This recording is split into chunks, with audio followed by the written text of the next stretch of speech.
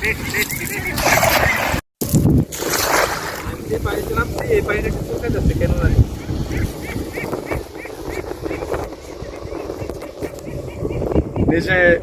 মাছ মারতে পারলে এর আনন্দটাই বেশি।